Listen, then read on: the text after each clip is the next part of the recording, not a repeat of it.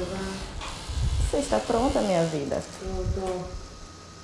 Você está mesmo? Tô na frente. Chega e vem pra frente. Já sabe, né? Não pode mexer. Se eu sentir qualquer coisa a mais, pede pra eu parar, tá? Que aqui não é relação abusiva.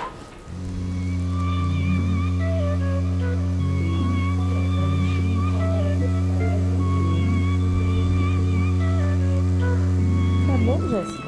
Quem eu sou reverbera em quem o outro é, e quem o outro é também reverbera em quem eu sou.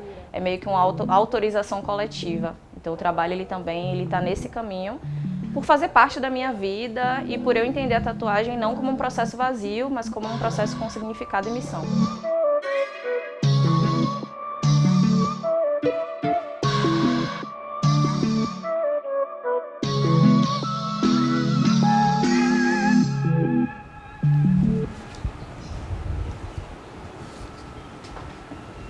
Eu comecei a desenhar desde a infância, né?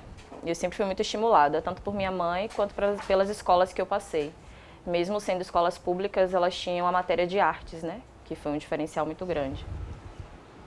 E desenhava muito esses desenhos e tal, os mangá. Depois na escola também desenhava mapa para os amigos e cobrava uma grana em relação a esses mapas, porque a galera em geral não gostava de desenhar. Fazia desenhos dos meus amigos e foi assim que eu entrei na tatuagem, né? O tatuador sacou uns desenhos meus no Instagram dos meus amigos. E aí ele falou que eu levava jeito e tal, me perguntou se eu não queria aprender a tatuar. Foi na época também que eu comecei a me tatuar. Então eu conheci ele enquanto cliente. E enquanto cliente foi a busca dessa fênix. Eu tinha arriscado ela num estúdio aqui na cidade. E aí quando eu retornei, o tatuador ele não queria completar o trabalho com tintas coloridas. E eu queria muito que essa fênix fosse colorida, porque na época estava na moda. E aí quando ele negou, começou a busca, né, por Salvador, atrás de alguém que quisesse concluir essa tatuagem. E aí que eu encontro o Luzimar Boa Morte, que foi o meu mestre, né, quem me ensinou a arte da tatuagem, quem me dá esse início, né, do processo. Nessa busca e encontrando esse profissional que fez esse trabalho, é o que me inspira para não fazer com que outras pessoas encontrem a mesma barreira. Então, é quando eu chego, mesmo com toda a boa vontade dos profissionais, eu não me vejo no portfólio.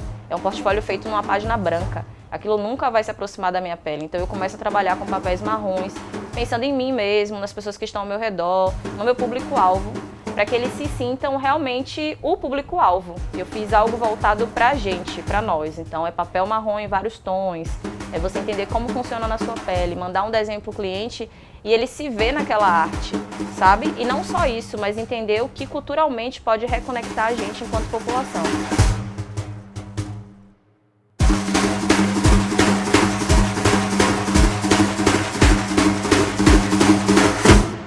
Existe muito mito em relação à tatuagem, né? Principalmente em relação à tatuagem em pele negra, né? A tatuagem, se a gente for parar para analisar, a gente não pensa nem nessa argumentação, né? A gente vai pensar primeiro no processo histórico da arte, né? É uma arte preta, feita para pessoas pretas, e tem um sentido muito mais profundo do que essa apropriação traz hoje, né?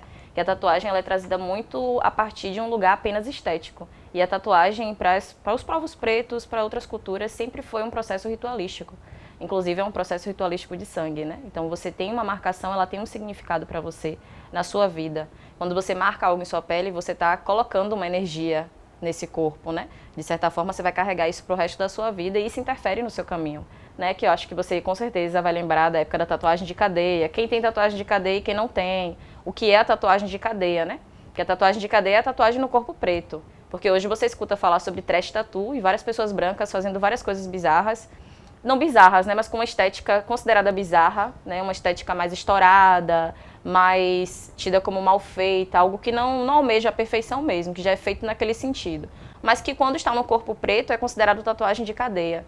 Então a gente entende que é o racismo que interfere no processo da produção da arte e da estética. Se estabelece um padrão branco a partir da tatuagem, e aí esse padrão é perpetuado até hoje, né? Que são aqueles traços delicados, a tatuagem muito colorida, mas sempre em pele branca, como se a pele negra não fosse boa o suficiente para receber o pigmento ou não ficasse visível o suficiente. Tem pessoas que não tatuam pele negra porque acham que não fica visível. E na verdade essa pessoa não entende das técnicas necessárias para tatuar uma pele negra. Porque se a pele é escura demais, eu preciso aumentar o desenho, entender que um traço não pode ficar tão próximo do outro. É de acordo com a pigmentação da pele que você vai decidir a arte que você vai manipular ali.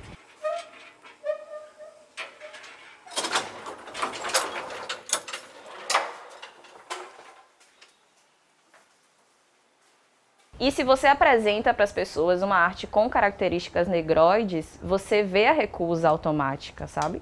Existe um preconceito muito grande quando você traz um trabalho de axé, mas em compensação a maioria das pessoas tatuam cruzes, Nossa Senhora, várias figuras que são de religiões tradicionais, né, também, e que são super aceitas, mas se você chega com Oxum, com Iemanjá, existe, e não é um preconceito apenas da pessoa, né, tudo é social.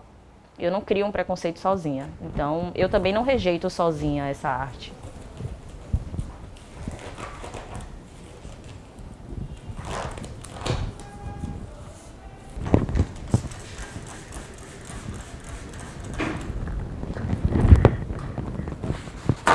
No início eu comecei a me tatuar muito comprei uma máquina nova, então eu queria testar a máquina e aí eu ia lá e me riscava.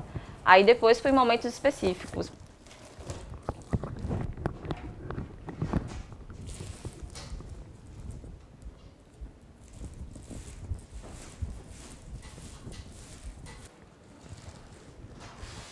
Eu tenho uma tatuagem no braço que é Deixa Amanhecer, que foi de uma época que eu me relacionei com uma pessoa e aí a gente foi ameaçada de morte, teve uma questão muito chata, a gente estava no interior, não tinha como sair, só tinha como sair no dia seguinte. Então tinha que esperar amanhecer para sair. Então assim que eu cheguei em casa eu falei, não, eu vou riscar, deixa amanhecer, porque tem coisas que a gente não vai conseguir resolver no dia.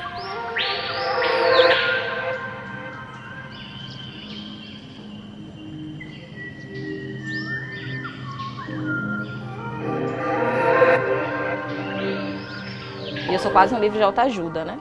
Então, tipo, a outra foi Se a Veste Não, também um momento muito delicado. Enfim, financeiramente, pessoalmente, tudo desmoronando. Aí eu meti um Se a Veste Não no joelho. E antes de entrar na área da tatuagem, eu inicio no ativismo, né? Enquanto sapatona preta, dentro do movimento de mulheres negras, né? Porque quando eu me reconheço enquanto sapatona, eu começo a buscar essas referências dessas mulheres que são iguais a mim, até porque eu não tinha elas ao meu redor. Por estar saindo de uma relação heterossexual, por participar de uma família bem tradicional e não ter referências próximas. Então o ativismo ele faz parte também desse processo de fortalecimento para que eu pudesse me dizer uma mulher lésbica, né? Uma mulher negra e lésbica. Então a minha existência ela reverbera muito em tudo que eu produzo. Então, na tatuagem também não tinha como ser diferente. Então, eu começo a oferecer trabalhos também para sapatonas, né? Trabalhos de vaginas, né? Mais com esse sentido. Trabalhos de empoderamento também. As meninas começam a me buscar. Também por entender que esse atendimento não seria lesbofóbico, né? Por estar num espaço como a outra igual.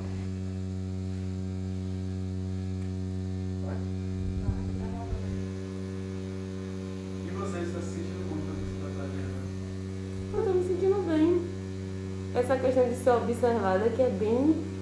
Dói mais. Dói mais. Dói na alma. Dói na alma. Mas ela tem uma mão bem levinha mesmo, velho. É muito levinho. Então não tá doendo tanto assim, não. Vai, amiga, faça minha propaganda. E a arte tá... arte autoral exclusiva, minha filha. Acho que só eu vou ter na vida. Entendeu? E é isso que eu sempre busco nas minhas tatuagens, independente de eu ter frases também. Mas são desenhos que só eu tenho, né? Primeiro, desde o princípio, eu não me entendo como uma pessoa LGBT, eu me entendo como uma mulher lésbica, né? Entendendo justamente as especificidades que o meu corpo necessita em relação à sociedade. Que o LGBT, ele dá uma polarizada na discussão, né? Eu acho que as siglas diferentes, as letras diferentes, elas vêm para trazer essas especificidades e não para polarizar. Então é um se compreender afetivo sexualmente, mas também politicamente, tudo muito junto. O meu relacionamento com a cidade, ele vai acontecer em diversos planos, né? Inicialmente eu sou uma mulher extremamente feminina, então eu acessava a cidade de um outro lugar. Talvez a noite já não era tão minha quanto ela é hoje. Estar num bairro periférico me dá liberdade de caminhar em vários lugares, até por conhecer ele desde sempre. Eu tenho 32 anos em Fazenda Grande do Retiro, então eu conheço muito daqui, é o meu território. Mas eu senti essa diferença, né? Primeiro, a partir desse corpo que performa essa feminilidade padrão e vai circular e vai sofrer um assédio. E logo em seguida, esse corpo que não performa essa feminilidade padrão e vai sair do lugar de assédio para um local de violência, né?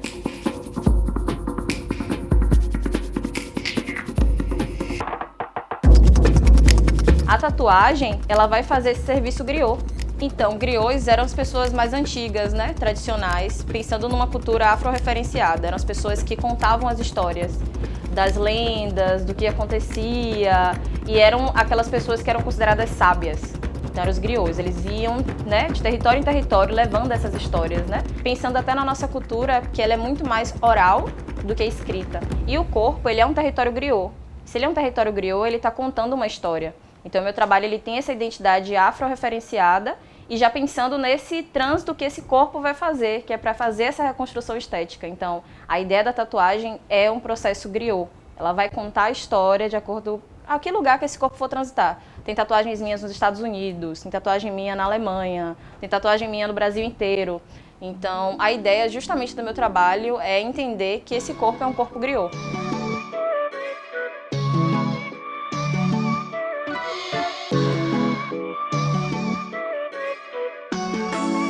Para mim, a tatuagem é missão, ela me encontrou, né? Ela me encontrou porque era o meu caminho. Eu tinha que fazer essa busca, eu tinha que ir atrás da pessoa para tatuar o colorido em mim, eu tinha que passar por todas essas situações e não romantizando o processo do racismo, mas entendendo que ele já está estabelecido. Então, se ele está estabelecido, a gente também precisa dessas figuras que façam um movimento contrário. Então, ela vem como missão, né? Principalmente pensando na minha religião, na minha espiritualidade. Ela vem justamente para reconectar outros corpos. Ela fortalece a minha espiritualidade, ela fortalece quem eu sou, ela fortalece a minha lesbianidade também, ela fortalece a minha negritude. A tatuagem, ela me constrói e a gente troca essa construção com as outras pessoas, né? Então, ela me expande. É um processo realmente de expansão e missão. É como eu lido com ela na minha vida inteira.